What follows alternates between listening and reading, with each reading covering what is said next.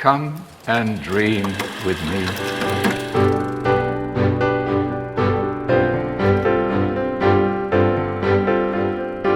Hello, welcome to What Do You Want to Watch, the Explosion Network's premier media podcast. Every week we get together to talk about TV, movies, and online content and help you answer the question, how many more people in Hollywood can David Zaslav piss off this week? I'm your host, Ashley Hobley. Joining me today, Dylan Blatt. All of them. Yeah. Probably. Probably. Did you see this week? So, there was a bunch of layoffs at Turner Classic Movies. No, I didn't see this. The US movie broadcasting channel or whatever. So he had an emergency meeting with Steven Spielberg, Paul Thomas Anderson, and Martin Scorsese. But they did come out of that reportedly heartened and encouraged by the new plans for Turner Classic Movies. So we'll wait and see if that pays out. So much fun over at Warner Brothers. This week we'll be talking about what's in our watch history. We'll be going over some film news, giving you this week's top 3, and giving some thumbs to trailers. Kicking off things, just want to say we've got another competition running over at explosion.com. We are giving away 2 double passes to check out Warwick Thornton's next film, The New Boy, which will be in cinemas July 6th. So head over to the website or check the show notes below to find out how you can enter to win those double passes. Very exciting. But over on All New Marvelcast, we talked about the premiere episode of the latest MCU TV series, Secret Invasion, starring Samuel L. Jackson as Nick Fury, dealing with Skrulls. Dylan, what are your thoughts on the first episode of Secret Invasion? Yeah, I mean, I thought it was fine. I did. I think my main complaint was the pacing of it. It just sort of comes in at a million miles an hour and doesn't really. It just seems weird. Like if I feel like it should have been 90 minutes and just sort of treated like a feature length first episode. And I find it odd. I find it really odd when Disney's very happy to do these odd numbered shows, like 7 episodes, 9 episodes, like, you know, stuff that's like they usually don't really care about, like having just 6. It's 6 because 6 is a normal number. So I'm like, I don't know. I just felt like this either should have been longer or a double premiere to sort of fix those major problems. Interesting setup with the world and everything like that, with the scroll, like how the scroll side is set up to be hiding. Finding out more about what's her name? Amelia? No, Clark. What's her name? Amelia Clark. Amelia Clark. Yeah. Finding out about her character. Really interested to see where that goes. Big like sort of cliffhanger wow moment to finish the episode off to hook you in for the rest. I'm keen to see where it goes. I just feel like this should have been a bit longer or something. Yeah, I agree. I think there are certain elements of this episode that do feel a little bit rushed. Whether that, as the series plays out, makes more sense in hindsight, I don't know. I think give it a little bit of a benefit of the doubt. But yeah, I feel like, you know, solid opening, lots of exciting moments to like capture the main like MCU audience, like big shock moments, big character, like reasonably big character crossovers, I guess. Even though maybe not big, like whiny characters, but obviously crossovers from other projects. Yeah, Samuel L. Jackson's really good. Ben Mendelsohn's really good. Olivia Colman shows up for a brief portion of the first episode, but she's really enjoyable. I'm excited to see more of her in this show. Yeah, I'm keen to see more of the show. I feel like of all the MCU shows, this one is the one that's been marketed the least. I feel like I've seen the least discussion around this show, whether it's superhero fatigue or like all the marketing. But the one thing that did capture a lot of people's attention and was arguably the most talked about element of this TV show is the opening titles of the show, which are completely made in AI. Check out this rant by Dylan from All New Marvelcast. It looks like shit. The fact that it was created by AI explains a lot. The excuse of, oh, it's thematically appropriate is BS because they're just saying that because it's this show, even though they're totally testing the waters for using this technology for other things, including other intros. And then when they get to the intro for fucking whatever the next show is, they'll be like, oh, like it's not thematically, but we just liked it so much for that last show, and we liked it because it cost us no money. But it did cost some money. Yeah, but nowhere near as much as I guarantee it costs to pay real people to come up with real things. We don't know that. Oh, I fucking guarantee it. I will fucking put my. You don't think that Credit account. Studio just went, fuck it, we'll charge the exact same? No, in that interview, they literally go, the director's literally like, so we put in like some Nick Fury scrolls and it did something. And then I was like, no, let me change the wording and it did something else. Isn't AI great? People used to sit there and spend ages doing these things. What is art? Oh my god. I hate everything about it. It's terrible. And look, I think this is really significant, and I think you're going to see a lot of people talking about this for the next.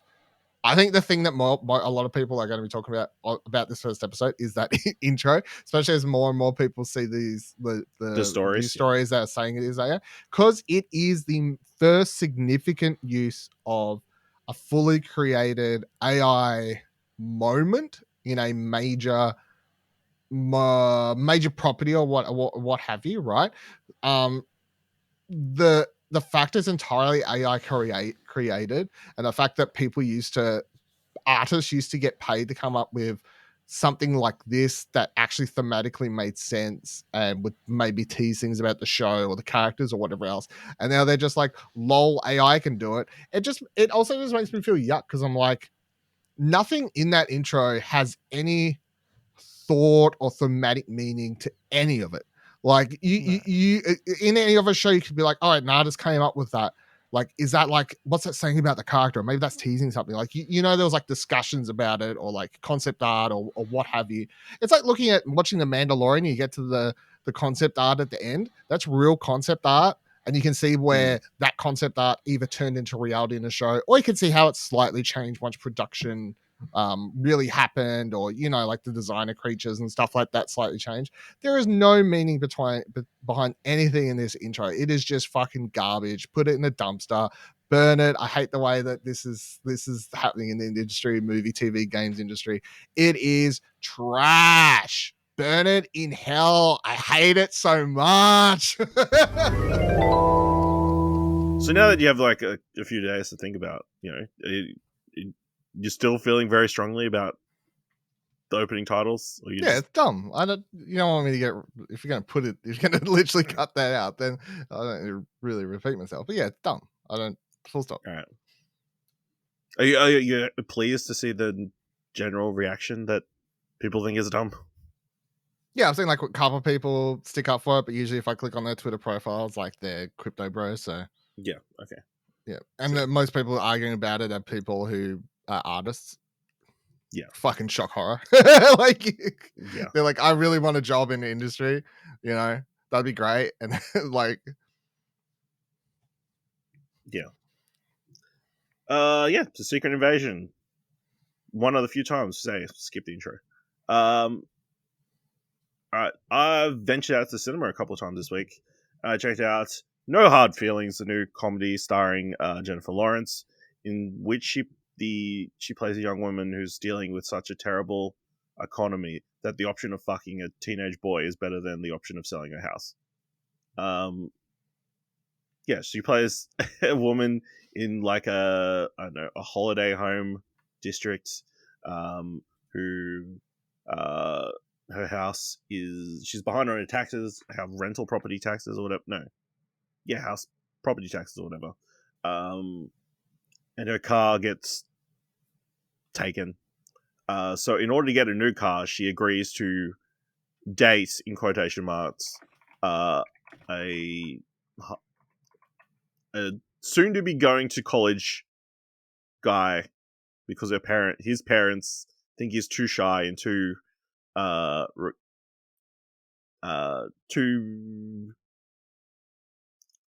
don't know, what's the word?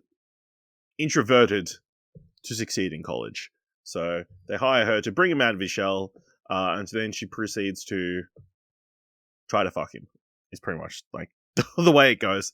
Of course, it just kind of, it doesn't exactly go the way you expected. It does kind of go the way you expect, of being not exactly what the movie says it's going to be. I enjoyed it. I don't think it's hilarious in any way. I think there is a lot of amusing moments. I think the one that's kind of gotten the most attention is like a fight that breaks out on a beach, which is quite amusing because it's such a juxtaposition to any other scene like it in other kind of movies. It's a movie that I came out and was like, there's a lot of ethical questions involved in this movie, in this premise, and I don't know if 100% it does not answer any of the ethical questions that it raises. But Jennifer Lawrence is really good in it. The other star, the kid played by Andrew Barth Feldman, he's really good. And they've got a solid supporting cast around them. Yeah, it kind of relies on the chemistry between those two. Him being like this bumbling young man who's dealing with some bullying trauma and that kind of stuff, and her who's a 32-year-old woman stuck in her midlife crisis kind of thing. So yeah, I thought it's enjoyable, but not the funniest thing I've seen this year. So yeah, that's No Hard Feelings. And then What's the funniest thing you've seen this year? Might be Spider-Verse. To be honest, Okay. that's pretty funny. I got off the top of my head. I mean, it's hard. Yeah, I have to venture. I'll have to think about that. I mean, we had a whole season of Ted Lasso and Shrinking, so it's rough. I also went and saw Transformers: Rise of the Beasts. It's pretty funny. Hilarious. So this is a new Transformers movie set in the 90s, so it's before. I don't know if they're actually keeping up the timeline. I feel like it's a complete reboot. It is set after the events of Bumblebee, though, so that's important. But it features it's a very convoluted, over the top plot. But it basically breaks down to Anthony Ramos and Dominic. Anthony Ramos plays like a down on his luck former Marine who comes home and is working to try and help his family. His brother's very sick. He gets wrapped up into the world of Transformers. They come to New York City because they see a big UV light coming from this key that will help them get back to Cybertron. But also these people who work for this massive world-eating entity called Unicron also chasing this key, which is protected by the Maximals, who are a bunch of Transformers who are apparently from the future, who turn into animals, into animal robots. It is confusing in elements, but I liked. It's okay. I mean, it's better than anything post. It's not as good as Bumblebee, but it's better than every Transformers movie except the first one. So I think they don't utilize one of the big draws going into the movie is we're taking the characters from Beast Wars. You're going to have these animal robots show up, and they're not really utilized much. And weirdly, they never it's only the final battle where they get out of their animal forms. Like, they're in animal robot forms the entire rest of the movie, and then you're like, oh, I guess they're just animal robots. And then they transform in the final battle. You're like, why weren't you transformed any other time? All the other Transformers are transformed. It's very weird. But Anthony Ramos, really fun. Dominic Fishback, really good. Yeah. Yeah, there's things to like in it, And then it does end on it has one crazy. There's definitely a setup to another movie at the end. So I'm gonna be honest, that shocks me. Yeah, I'll tell you after, because it's not what you think. That's fine because I have zero plans to watch this film. Yeah. Yeah. Rise of the Beast, check it out. Yeah. I also watched the first 2 episodes of the Hulu, I guess, TV series Class of '09. So this is it's a mini series about a class of FBI agents from surprise, the year 2009. But it's like told in 3 separate time periods. So when they're during their like year of recruitment or like testing or whatever, then then there's present day, which is set right before like some sort of the foreshadowing some giant attack that's going to take place, and then it's like way in the like 15 years of the future, in which Brian Tyree Henry is in charge of the FBI and has implemented some sort of minority report like rule. Yeah, it's fine so far. I think we both enjoyed the trailer. We both watched the trailer. Yeah, it's just kind of okay. There's like interesting elements, and like the 2 episodes so far have like highlighted a different character each time. Like the first episode focuses on Kate Mara's character. The second episode focuses on Brian Tyree Henry's character. In kind of juxtaposition. There's like a solid juxtaposition between the 3 separate timelines. But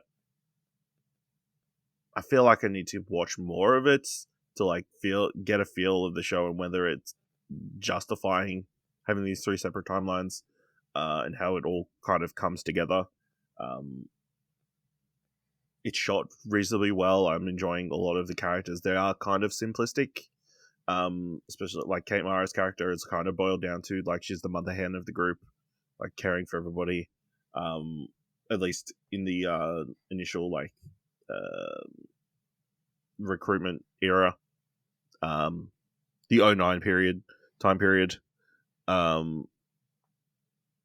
yeah, I'm on the fence as to whether I'm going to keep watching more. So that is Class of '09. That's where you want to be for these things. Dylan, you watched the documentary I talked about last week, Shiny Happy People. Shiny happy people, very happy people. Yeah, Are they, though? no, not really. I mean, yeah. So everything you said last week was good. It spot on. So obviously, follows the Duggars or whatever they're called, from TCL. No, yeah, is that what Yeah.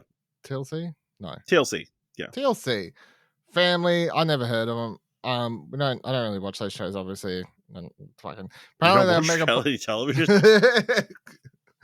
Apparently they were mega popular. They're like a super fundamentalist family.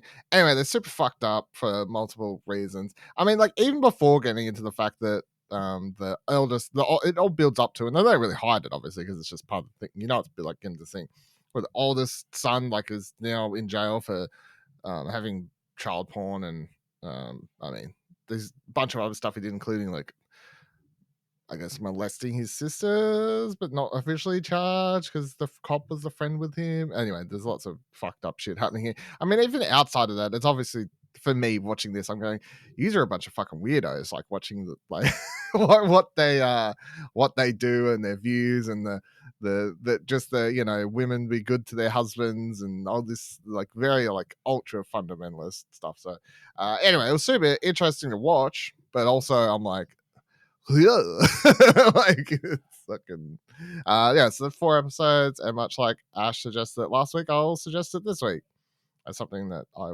would say you will enjoy watching on that Prime Video. All right. So everyone binge. I watched the recent documentary Bama Rush. So this is a documentary about a bunch of women wanting to join a bunch of sororities at the University of Alabama. So apparently this became like a massive TikTok trend in 2021. And then in 2022, like someone, the director Rachel Fielder, I want to say off the top of my head, Rachel Fleet, follows a couple of girls through the process of doing Rush, which I guess is the process of joining these sororities. Very kind of, I guess, basic kind of exploration. Like it goes into the history of sororities, why they matter, like some of the kind of issues. She interviews a bunch of like current sorority people at the University of Alabama. Apparently, it's like a very institutionalized thing at University of Alabama, the rush process, and it's very specific to that university, how they run it, and that kind of stuff.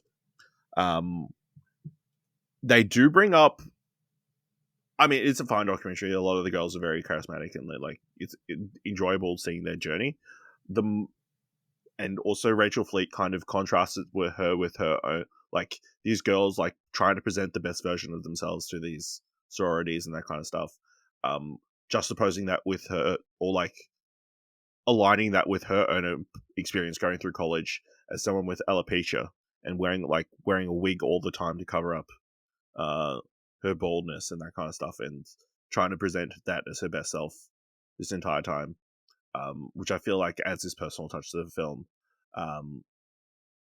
It's kind of the more interesting elements that I feel like I would have loved to have seen explored more, but I understand it's not the subject of the movie, is this entity within the University of Alabama called the Machine, which may or may not exist, but it exists, which is like this secret student society within the University of Alabama that kind of tries to pull all the strings. This is the plot of Dear Black People. No, Dear White People. Sorry.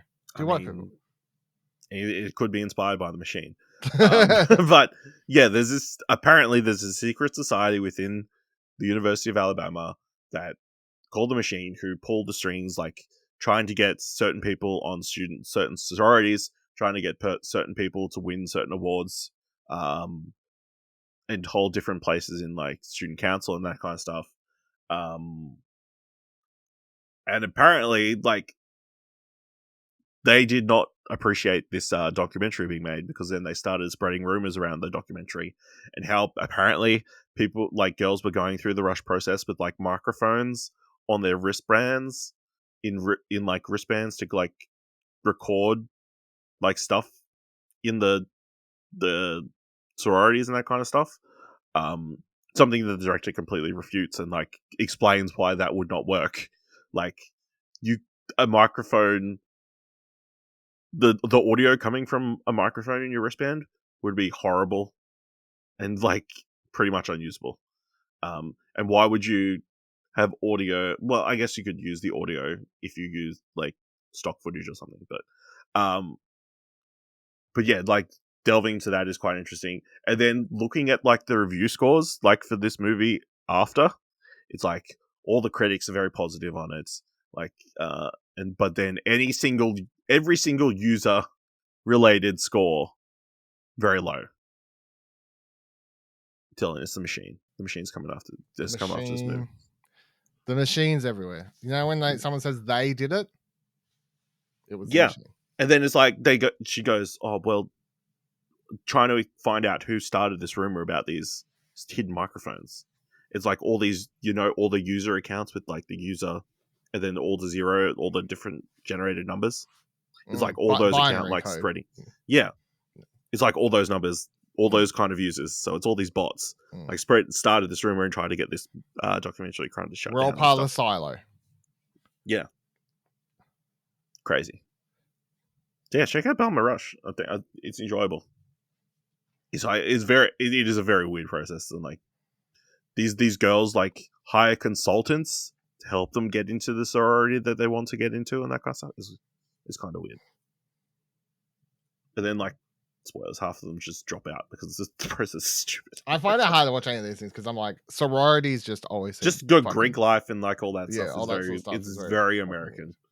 So, let's move into the mandatory Netflix segment of the show. I watched one documentary on Netflix. It's called Take Care of Maya.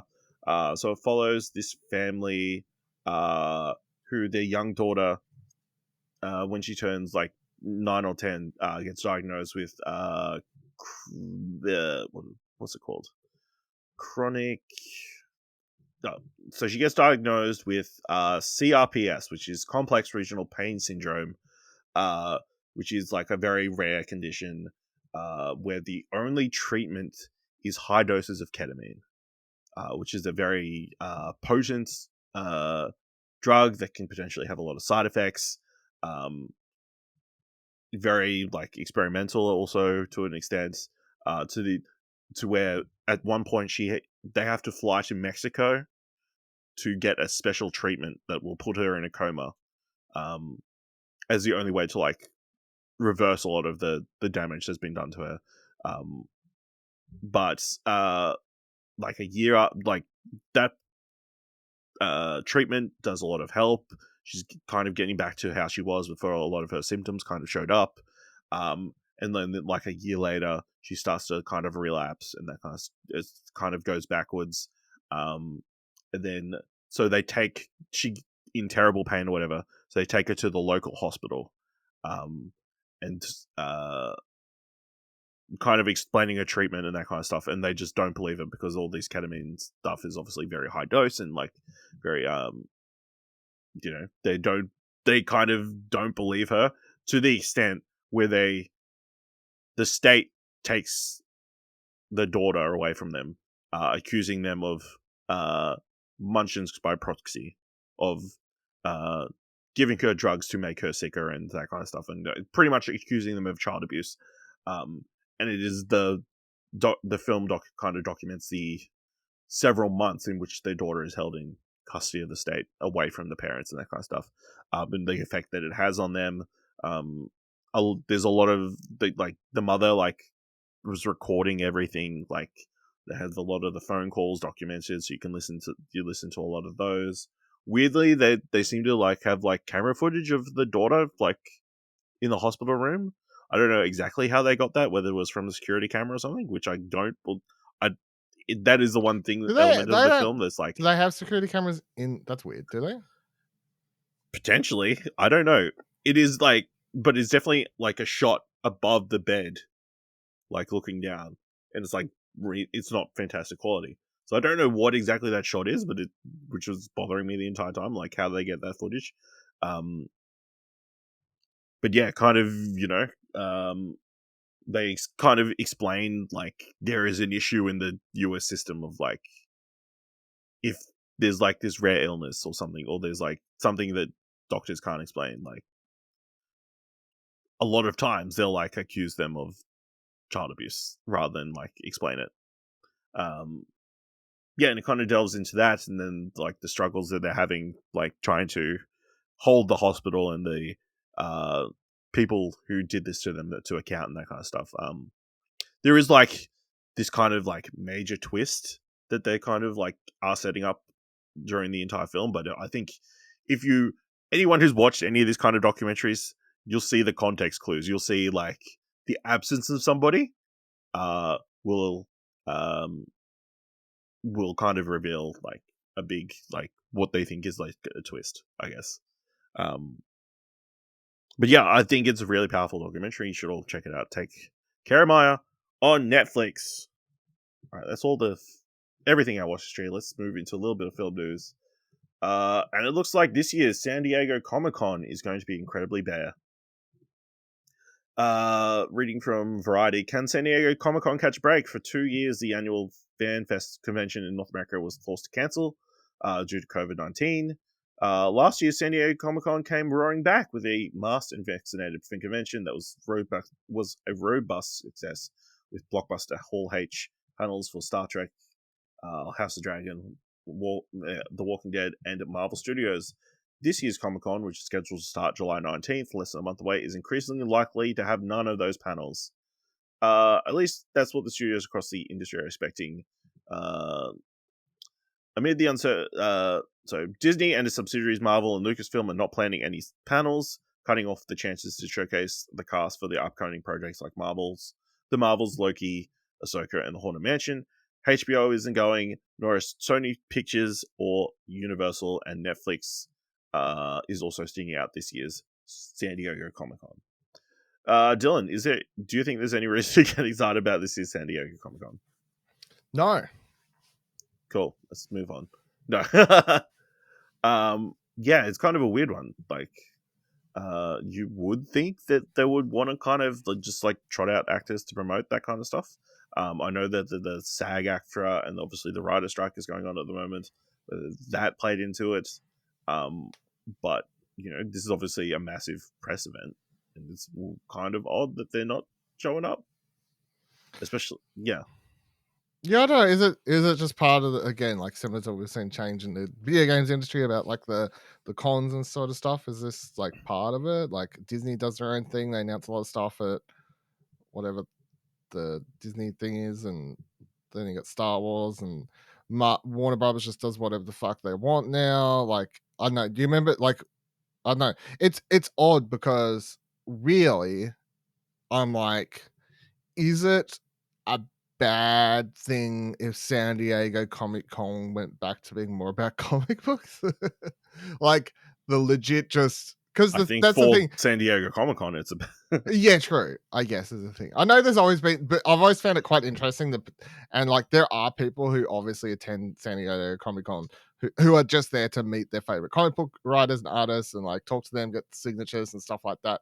But the major press and news cycle is all around like fucking the cast massive Full of H panels, yeah. all that sort of stuff. And it's like half the time the shows aren't in movies. A lot of time they're not even to do with movies or the comic books or anything like that. Like if they're not Marvel or DC, there's like they'll just be like, yeah, we have the cast of Vanderpump Rules. Like I don't know if they've done that. Maybe at one of the smaller panels, yeah, smaller rooms, all that kind of stuff. Yeah, it's interesting. Like, I mean, there's definitely projects that they could be showing off in one of these big panels, and especially if a lot of the other studios are not showing up. I mean, they give you even more of a spotlight, I guess. There is a wait and see on a couple of different things. Warner Brothers itself has not ruled out bringing its upcoming features, Blue Beetle and Aquaman and the Lost Kingdom, as well as some of its Max titles, including animation titles. Paramount Pictures is expected to hold a panel for the animated feature Teenage Mutant Ninja Turtles Mutant Mayhem, but the streamer Paramount Plus has yet to commit to panels for Star Trek shows. Although Amazon plans to have some kind of presence, season 2 of The Wheel of Time and The Boys Gen V are due to premiere in the fall, but the streamer is still sorting out what it will be. Also, Apple has been pretty tight-lipped about what its plans are. So, yeah, very interesting when it's like, 3 weeks away, which is crazy. That a lot of their plans are not 100% locked down. So, I don't think we're going to be doing the multi-day recap videos that we did, or podcasts that we did last year based on this information. So, yeah, kind of odd. Anthony Padilla has returned to Smosh, and he and Smosh co-creator Ian Henriques have teamed back up to buy the YouTube comedy brand that they launched 18 years ago. The duo was reunited as on-screen comedy partners and off-screen business associates to acquire a majority ownership stake in Smosh from Mythical Entertainment and the production company of the YouTube talk show stars Rhett and Link. Padilla and Henriques have not appeared together in videos or in public since Padilla, citing his loss of creative inspiration, left Smosh in 2017, branched out on his own.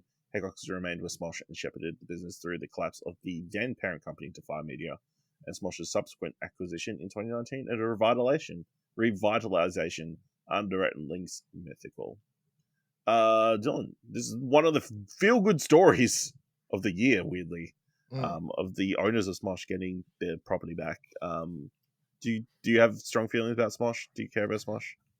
I'm happy. I think I do think it's a feel good story. I don't think that the thing like when they split and everything and Anthony just like, but the problem is if you're like he was just feeling burnt out at the time for what the content they were trying to do, and then obviously what he's done on his own channel for the last few years with the I spend an hour with or a day with and all these like long form interview chats sort of stuff, that's just not Smosh content, and that's obviously what he's wanted to. The direction he wanted to go personally and stuff like that. But yeah, I think in the world where, and then Smosh continued on and Smosh Games and all this sort of stuff like the spin-offs and a lot of big and semi-big people have been involved with Smosh Games when that was a thing coming through. So and they continue trying to do, doing skit stuff and whatever else, but then the collabs, Defy.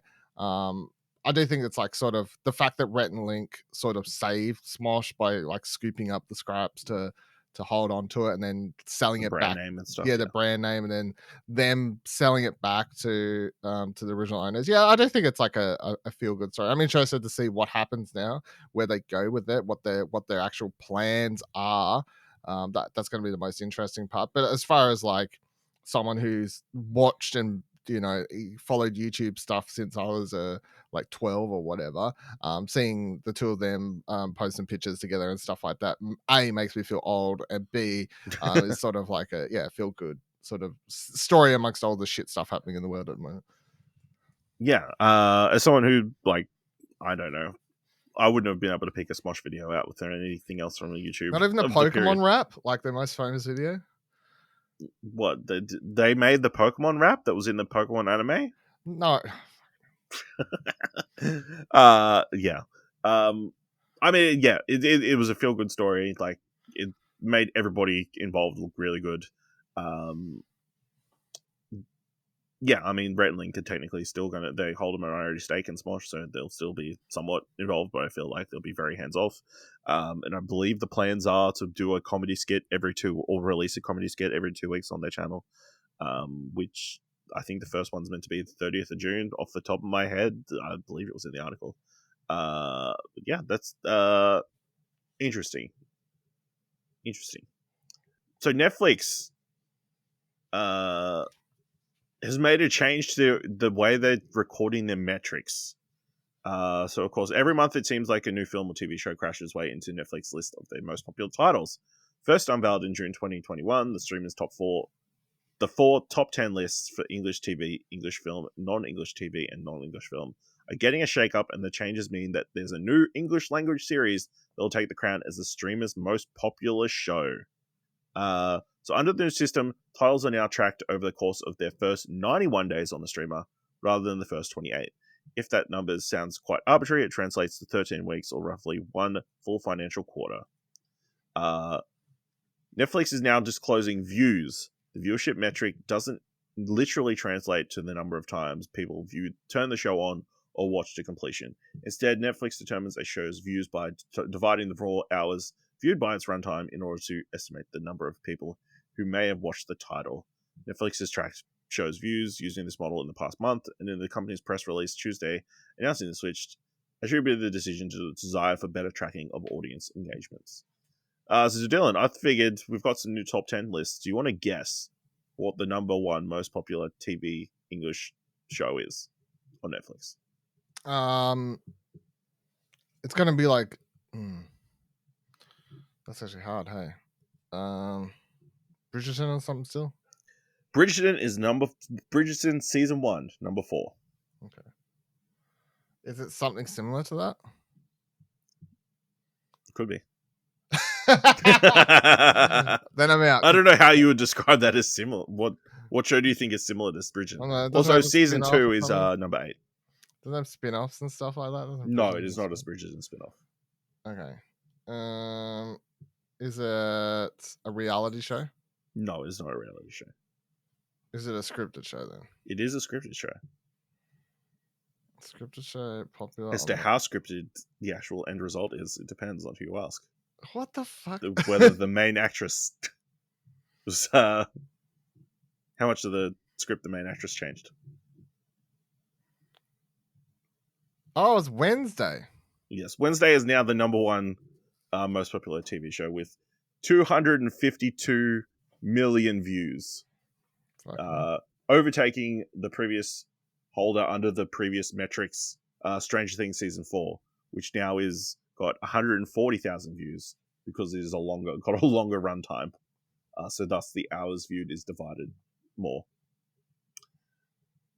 Yeah, I think it's interesting, like, these change of metrics. Like, it's kind of odd that they would just arbitrarily change, whether it's like, I think the one plus now is that they've got a longer stretch that they're measuring these for, like the 91 days rather than the 28 days. So it's not like the show needs to succeed the first 28 days as soon as it comes out, which is showcased by the one project that actually got bumped into the top 10 that wasn't there before was The Queen's Gambit, which previously had like 746,000 viewed hours, but it equates to 112 million views because of its shorter runtime.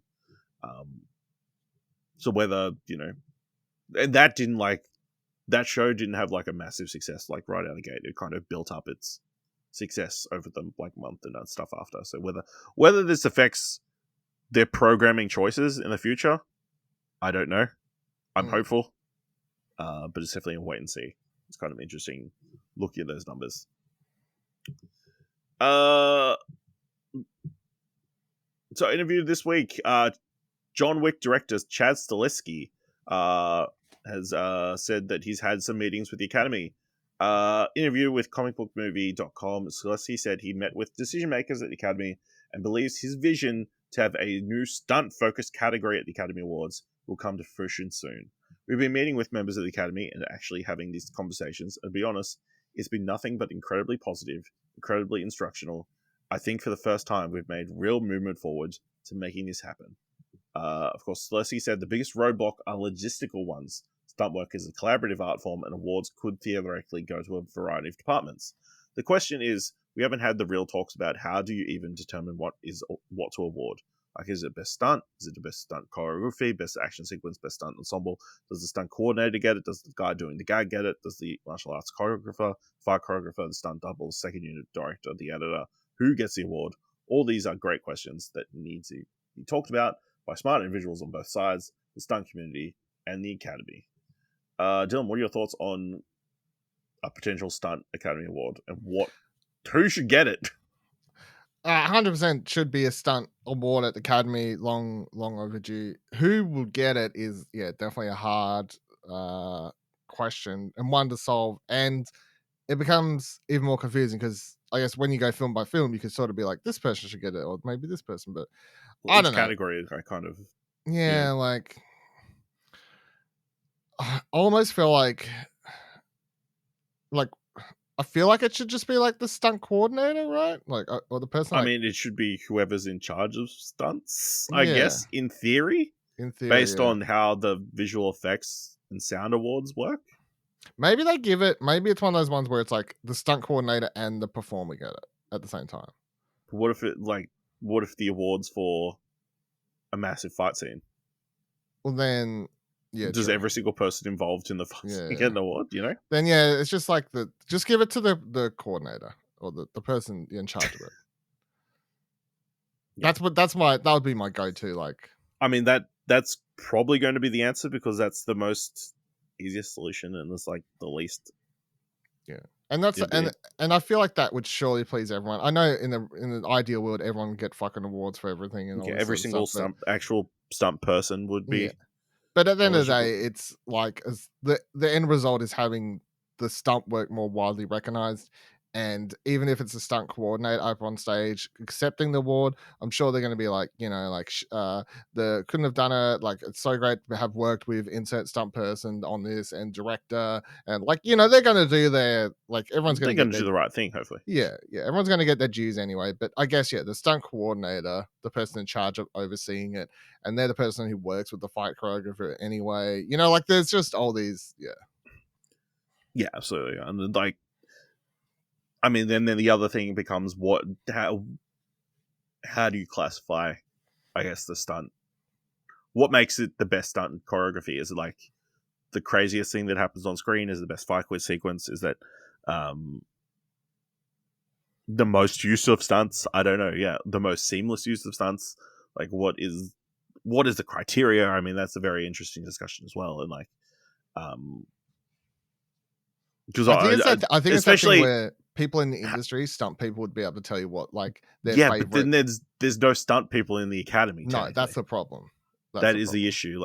The people who will vote on it are the people who aren't necessarily informed. The only way to get people who are informed about it is to get stunt people into the Academy. So whether you have to do that before the stunt category gets introduced. Yeah, I think you induct a certain amount of people to do the first vote, and then you induct people normally after that stage. Yeah. So that's a really just interesting discussion, and it leads into this week's top 3. Definitely in the top 3. In this week's top 3, I figured we'd go top 3 films that should retroactively win a stunt Oscar. So if we were to award films from the past that should get an award, what would they be? So Dylan, what's your number 3? Very hard category. You could pick a million things, so I didn't try. I tried Yeah. not to I overthink it too much. I went with number 3. I went with The French Connection, one of my all-time favorite driving sequences when Gene Hackman's driving a car, chasing after the train or whatever they call it, subway. No, whatever train thing in New York. Very famous sequence, especially because it was filmed without actually properly shutting down the road, and they just went and shot it. And they nearly ran into a civilian more than once while doing it. So it's sort of viewed as this, oh my God, please don't do this, which, yes, true. But it also makes for such a thrilling sequence, car chase sequence that happens in this movie. So that'll be my number 3. My number 3, Kill Bill Volume 1. I think film filled with amazing fight choreography, crazy stunts. Even just the fight with the 99. Is it the Crazy 99? Crazy 99? Just that would be award worthy. Just amazing. Utilizing a lot of Eastern fight choreography and that kind of stuff and techniques. That would be my pick at number 3. Dylan, what's your number 2? Number 2, Mad Max Fury Road. Whole movie.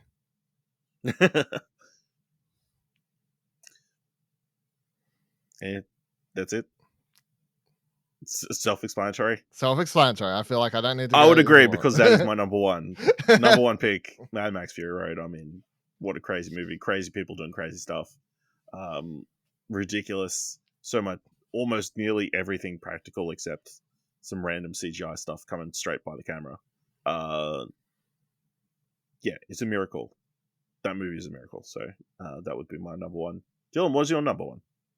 My number 1 was Ben-Hur for the chariot scene. The finale of that film is one of the most famous sort of finale sequences, I guess, in movie history, especially because the dude gets trampled on, and then there's that big shot also where the horse kicks up the chariot, and then the stunt person goes flying up into there and somehow hangs onto it.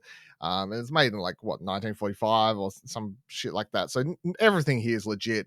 There's hundreds of extras. There's all these horses going around. It is just a fucking nightmare to watch of how logistically this sequence was pulled off without everyone dying, I guess. So yes, that would be my number 1. If you was to retroactively pick a sort of a classic film that definitely should have got a stunt award category, it would definitely be Ben-Hur. All right. Well, my number 2 was The Dark Knight. Crazy sequences, crazy car chases. They had that sequence where they flip the semi-trailer over the top. So much of it done practically. They literally had Heath Ledger in front of the hospital and blowed it up. Yep, that's a stunt, right? Blowing up a hospital. I mean, you can pick nearly any Christopher Nolan movie because in the follow up to this, he drops an entire plane out of the sky. So yeah, so craziness. That's this week's top 3. Dylan, every week so many different projects are announced. We just don't have enough time to cover all of them in depth. So we have a segment we like to call Would You Want to Invest? In which I list off a bunch of projects for Dylan to either fully invest, partially invest, or not invest, and then history will be the judge as to whether he's right or wrong. Of course, weird that it's still going during the writer strike, but projects they keep coming. First project, Mayday. Apple Original Films and Skydance are continuing to build on their strong ties with another star-studded project, as sources tell Deadline that the two are partnering on the action-adventure tentpole Mayday with Ryan Reynolds and Kenneth Branagh starring and Jonathan Goldstein and John Francis Daley directing. Sources tell Deadline the script has been done for some time, well before the WGA strike started. The feature is based on an original pitch by Goldstein and Daley, who came to Skydance earlier this year with the idea and had been developing it prior to Apple's involvement. Once Reynolds showed interest in April to join the pick, Mayday started gaining serious momentum, and while a start date is still undetermined, seems likely to be the next thing Reynolds shoots. The logline is being kept under wraps. Yeah, I'll fully invest in that. I don't know anything about it, obviously, but Ryan Reynolds, like the. I mean, that's enough, really. I guess, isn't it? So I feel like this Yeah. is fully invest in this. I'll make some money back. So Next one. The Last Days of John Allen Chow. Sky Yang is set to star in the Justin Lin directed feature, The Last Days of John Allen Chow, which is written on a spec by Ben Ripley. The project is based on an Alex Perry penned article for Outside magazine. The Gotham Group developed the film internally. Besides directing the pick, Flynn will also produce alongside Aaron Schneider and Sal Gatdula through Lynn's Perfect Storm shingle, along with Ellen Goldsmith, Vane, and Eric Robson through the Gotham Group, and Clayton Townsend, who is also on board as producer. The Last Days of John Allen Chow is based on the Outside magazine article of the same name, published by journalist Alex Perry. The film follows Chow, who believes he has been chosen to save the souls of the uncontacted tribe of the North Sentinel Island, a protected site in the Indian Ocean where outsiders are forbidden. He embarks on a harrowing journey to proselytize the Sentinelese in his desperate search for identity, purpose, and belonging. yeah, I'm fully investing. I like Justin Lin, director, so sounds interesting enough. I'd be interested to watch that. You know, he's directed a bunch of bangers, bunch of Fast and Furious bangers. Did a really good movie before that I liked, and he directed the best Star Trek movie. So, all right. Next one. I Am Sybil. Elle Fanning and Sarah Paulson are attached to star in I Am Sybil, a new film co-written and directed by Miria Fawkes. It explores the gripping true story behind the best-selling book and cultural sensation case of Sybil, one of the first mainstream cases of dissociative identity disorder, or multiple personality disorder, as it was known then, which spurred questions in the public consciousness around identity and mental health. Sybil was a pseudonym given to Shirley Mason in 1973, work of non-fiction by Flora Rita Schreiber, which examined the young woman's treatment for MPD by psychologist Connie Wilbur.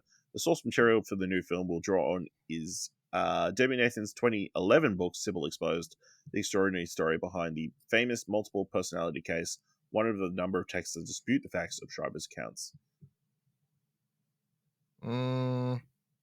Nah. I'll partially invest. Partial. Ooh, okay. Just only because I feel like it's such a touchy subject matter and stuff, and it can easily you can do it terribly. Okay. Worth the Wait.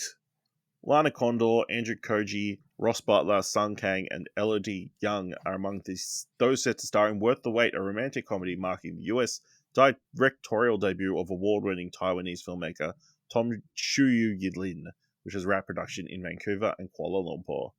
An English-language indie set against the intercontinental backdrops of Seattle and Kuala Lumpur, which is said to be in the vein of Love Actually, Worth the Wait follows a year in the intercollective lives and romances of an all-Asian ensemble cast. Yeah, I like Sun Kang. Yeah, right, cool. I'll partially invest. Okay. Daddy Ball. Netflix in aggregate prevailed in a bidding war to secure the rights to writer David Golvey Herbert's 2021 Esquire article titled Daddy Ball. They will find a new title, but the source material will be developed as an 8-episode limited series that Ozark's Jason Bateman will both star in and direct. Bateman, Michael Costigan, and Roxy Rodriguez will co-executive produce at aggregate. David Herbert and David Quallins will EP the dark comedy limited series. The article starts the way most dad-on-dad youth sports rivalries do, but on the Long Island Inferno, two fathers, both with complicated pasts, took it all too far. There were claims of stalking, corrupt cops, and mob connections. Neither man was ever the same. Determined not to follow in his detached father's footsteps, Bobby Sanfilippo found himself quite the opposite with his son.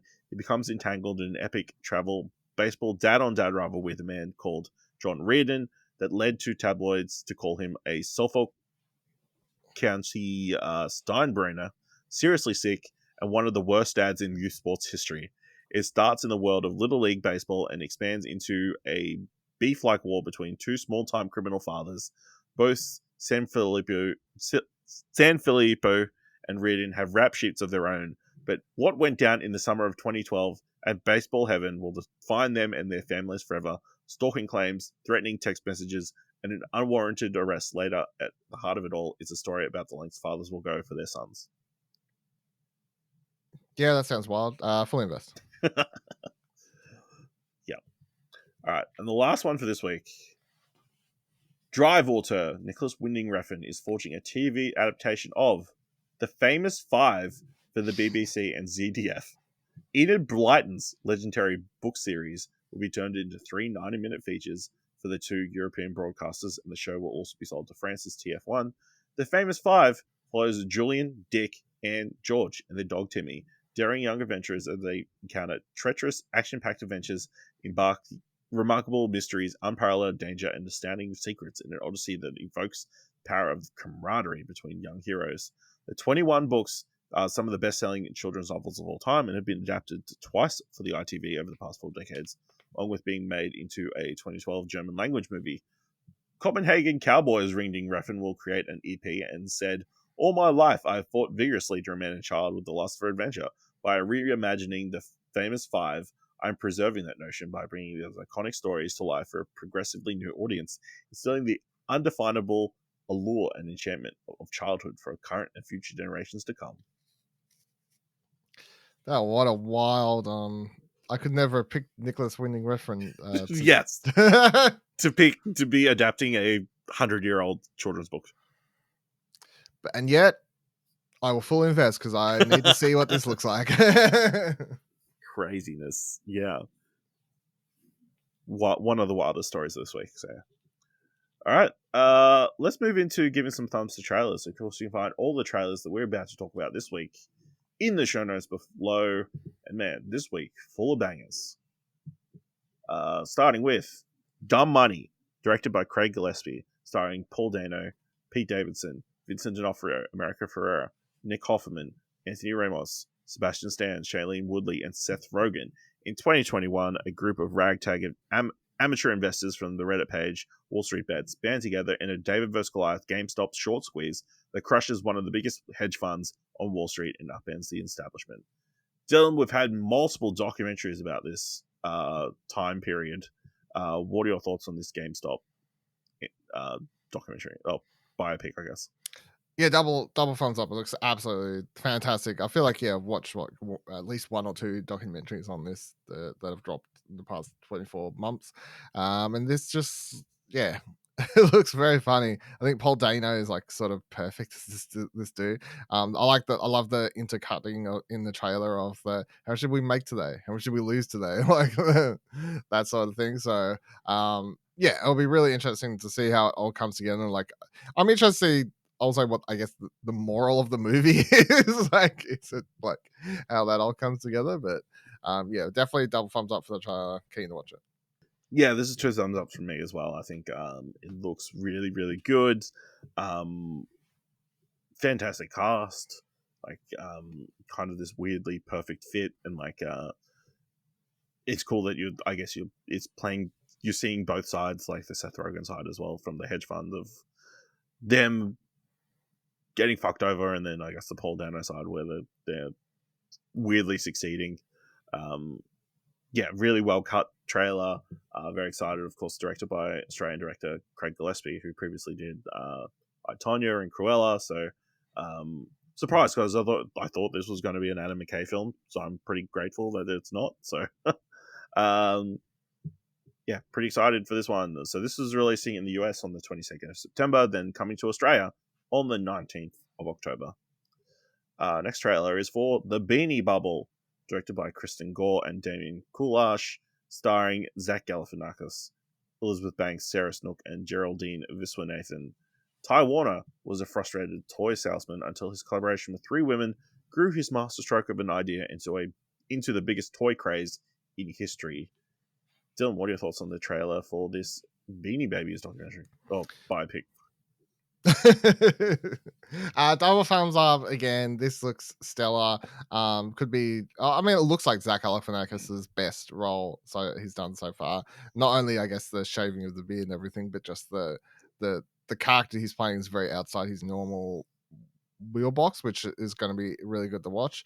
I like this recent thing of like docos and biops like this apparently on toys and weird crazes. Like, was talking about that the the Pez one a couple weeks ago, last week or whatever it was. So yeah, I'm fully in. Double thumbs up, keen to watch this. Yeah, this is 2 thumbs up for me as well. I think just really well put together trailer. Really enjoy the cast. It's not exactly 100% clear exactly what the time period of the movie is, and obviously it's called Beanie Bubble, but I don't think it's 100% set on the Beanie whatever they're called, just beanies. Beanie Kids, Beanie Kids, yeah. Yeah. I think, or whatever. Yeah. So, especially after watching that, I watched the documentary about the Beanie Kid, the Beanie Bubble or whatever. Like, no, yeah, something, So whether this is just like the actual Ty Warner toy company documentary or like that kind of stuff, very interesting. So yeah, I think like you said, Zach Galifianakis looking to be playing a very different character to his usual. Of course, yeah, like you said, missing the beard, which was a bit of a shock. Very excited for this one. So this is coming to Apple TV Plus on the 28th of July. Next trailer, Challenges, directed by Luca Guadagnino, starring Zendaya, Josh O'Connor, and Mike Feist. Tashi, a tennis player turned coach, has transformed her husband from a mediocre player into a world-famous Grand Slam champion. To jolt him out of his recent losing streak, he makes him play at a challenger event, close to the lowest level of tournament on the Pro Tour.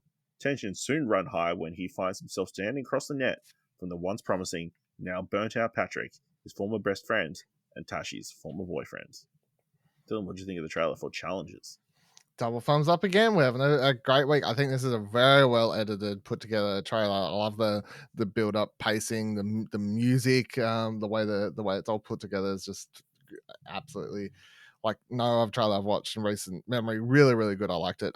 Reminded me of this whole movie in general. I guess is reminding me of like 90s, like sexy, like thriller sort of vibe, like Cruel Intentions sort of thing happening with it. So I'm keen for this for sure. Double thumbs up. Yeah, this is double thumbs up for me as well. I think it's crazy. Obviously this trailer kind of caught the attention for like that. Like I've seen that 4 pictures of Zendaya and the 2 guys in the bed like several times from different people. Yeah, even by itself, when memeing Tom Holland, which I find very weird because I'm like, they're actors, so it's not really.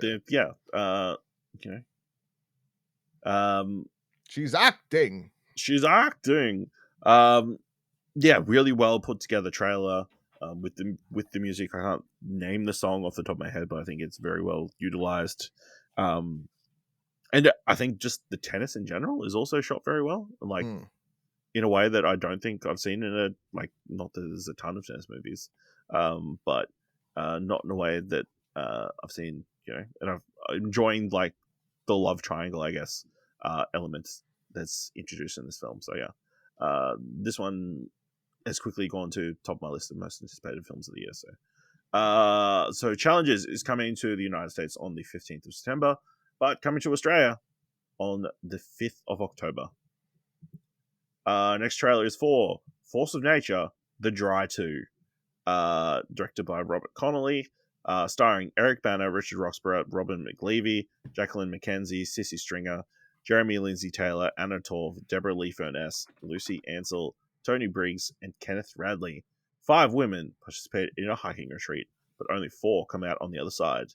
Federal agents Aaron Falk and Carmen Cooper head into the mountains, hoping to find their informant still alive. Dylan, what did you think of this trailer for the Dry sequel that is weirdly named? Double thumbs up. I can't wait to watch it. Tyler's dumb as fuck. That's all I'm gonna say. This whole, I'm like, is the it's weird that the movie's got the Dry in the title and that it looks very wet. Yeah, I mean, I don't know why it wasn't just called. I know obviously it's the getting people into Yes, it's a marketing. It's a marketing thing, but it makes for such a dumb name. Force of Nature, the Dry 2. Like, it's so dumb. The fucking book's literally just called Force of Nature. But the book's not called Force of Nature, the Dry 2. Like, fucking hell. Yeah, very cool. Anatov in this, obviously, is the other, like, key major actor, I guess, coming in for this one, which is really, really good. Whole cast looks fantastic. The different setting, I think, is such a visual thing I find just really interesting as well, like going from the first film being the showcasing Australia is just showcasing an area in Australia that's just like where people are struggling because of drought and all that sort of stuff, and that's the direction that goes. Whereas this one, which I actually have had the audiobook for years now, and I still haven't got around to it. So watching this trailer, I was like, do I just do that now? Because last time I watched the movie first, then I listened to the book, so I don't know. But the showcase of this in an opposite action of Australian wildlife and showcasing the sort of area here that can, Mother Nature can kick your ass, and it's very green. And there's lots of rain and stuff. Like, it's just so purposefully the opposite direction. I quite like that. And like tying in that Australian typography with a thriller, is she murdered? Like, was she missing? Like, what's go here? What's happening behind the scenes here? So yeah, double thumbs up. Can't wait. I mean, The Dry was one of my favorite movies when that came out. So yeah, you said the last one jumped straight to your list. Like this, I mean, I was already super keen for this, but trailer, I was like, yeah, let's go. Yeah, there's 2 thumbs up for me as well. Yeah, the name is dumb, but yeah, it looks really good. Weirdly, I'm getting like they're kind of setting it up for Eric Banner's character to be like the Australian equivalent of like Benoit Blanc or Toko Pro. Like, let's take this character and put him in a completely new mystery, but in a completely different setting. I think the third book. I mean, that's. Oh, that was doing one because I think that the author, what's her name, Jane Harper, I think. Yeah, Jane Harper. I think like she did something else in between, like so she did Force Nature and then this. But so book number 3 is called Exiles. It is it came out at the start of the year, so there is a third book for them to continue on here as well. Yeah, which isn't uncommon because a lot of these book franchises reutilize a lot like the same character and that kind of stuff, but especially when he's like standing in the like cottage and there's like all the women that are they're investigating and standing around the same there was time. Like kind of evokes there's another book series that actually hasn't been turned into a movie yet. I think I was talking about it, but I listened to and read some of a couple like a year or two ago. They're all set in like Scotland or something like that. But that, same sort of thing where obviously it's just that typical thing of like it's the same characters, but each one has a different, like the same cop, but different case. It just makes it so easy to do. Like you have that connection between them of the main character, and you can slightly change them and have that character grow. But really, the main character and focus, much like the Benoit Blanc stuff, is always on the new characters. The new characters. I mean, it's completely not a new idea. No, but obviously they've been doing it for decades and decades and decades. But yeah, I don't think I've seen an Australian film series that's done it. No. So I think that's the unique element. So yeah, this was fantastic. Well, the thing I'm really hoping doesn't fuck this is The Dry one.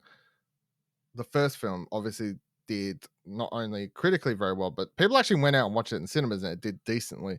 So we need people to actually watch it. The fucking cinema. Yeah, like the reason it did partially the reason it did so well is there was like no competition. No, it came out. That's not going to be the case this time. 3rd of January or something like. 3rd of January, just as cinemas were opening back up, played forever. Now there's going to be competition, but also more people are going to cinema. So, is this going to get the older audience that we think probably went and saw this movie a bunch of times back to cinema? We can only hope. So yeah. So Force of Nature, The Dry 2, is coming to cinemas on the 24th of August. Also, I love Robert Connolly, the director. I like how he does The Dry, middle of fucking nowhere, dry weather. Then he does Blueback, which is really good as well. But obviously, that's a lot of like a character diving under the water to talk to a fish. Now, this movie, he's like, let's go in the middle of the forest. He's having a real like spectrum. Last trailer for this week, Drive Away Dolls, directed by Ethan Cohen, starring Margaret Qualley, Geraldine Viswanathan, Beanie Feldstein, Coleman Domingo, Pedro Pascal, Bill Camp, and Matt Damon. In search of a fresh start, two women embark on an impromptu road trip to Tallahassee, Florida. However, things quickly go awry when they cross paths with a group of inept criminals along the way. Dylan, what do you think of the trailer for Ethan Cohen's solo directorial debut? I think this might be a first, but double thumbs up, which would make every trailer a double thumbs up. I think so, yeah. Yeah, so I think that's a first. What a week. Yeah. It looks fantastic. I mean, it has that Cohen style, which is the criminal element, but with like the sort of heightened, like what's sort of funny at the same time, and sort of very like unreal. There's heightened personalities on characters. Does have like a raising Arizona. Yes, Fun very to it, yes, sort of that sort of stuff happening. So, I'm interested straight. Pedro Pascal looks absolutely ridiculous, as does Matt Damon, to be honest. So, but yeah, the cast is just stellar. I think like between like having Margaret Qualley and Geraldine how do you say her name? Viswanathan. Having them like pair up, like that's like wouldn't have picked it, but you know what? I'm fucking all for it. And then you got Beanie Feldstein over here. I'm like, you know what? Fucking let's go. Like it's a lot. Forget everyone else. I love the like Pedro Pascal and Matt Damon. I think are going to have a lot smaller roles than what their names are going to be on the poster. I think this new cast, Coleman Domingo, of course, as well. I think is probably going to be as far as like the older actors. I think he's going to have the most screen time, which is really good as well because he's sort of coming into his own in the last couple of years. But like having those three, everything. Yeah, exactly. Having those three girls though, I think have like leading this is just like three upcoming, very different, I guess, is the thing as well. Actresses, but all very good. So, I'm double thumbs up. I can't wait. Yeah, double thumbs up for me. Like really well cut trailer as well. Like obviously the slow introduction of the main two girls, and like then like setting up like the like why these criminals are going to be following them, and then kind of ramping up and teasing what potentially could be happening along the way. Just looks fantastic, and you kind of it is weird that this is only being made by one of the Coen brothers, because it feels like so many of their other movies. It's crazy. Yeah, I guess all the crazy zany stuff came from Ethan, is what I'm getting here, and all the more serious stuff came from Joel. I mean, you know, yeah, seems like it. Yeah, based on their picks for their first features, obviously Joel did Tragedy of Macbeth, which is very far from this. Was that his first solo? Are you sure? I swear he did something else. I'm pretty sure. I feel like he'd done something else that was the solo. It's hard because is there an easy way to figure it out if you like look up the directors where they're like, because they're all going to be like like how do you find out? Wikipedia. Yeah, Wikipedia has them together. Okay. Tragedy of Macbeth technically is his first. Okay. So this is coming to Australian cinemas 21st of September. Very exciting. Dylan, this week, what do you want to watch? Fuck. God, fucking hell. Hold on. It's never ending. never gonna live it down. 6 months. Yeah, it's fine. I'll get there eventually. I'll remember. All right, so what do I go? I would say my pick for movie this week would be Run Rabbit Run. So that's the film you did Sarah talk Snook. about that. Yep. The Sarah Snook film. I was trying to find who it's directed by. Dana Reed is the director. Who she's done like Handmaid's Tale and stuff like that. I think. Yes, that's it. So this Australian film coming to Netflix. Sarah Snook plays a doctor who I don't know, very weird. Go watch the trailer. We talked about it. Obviously, it's very fucking weird.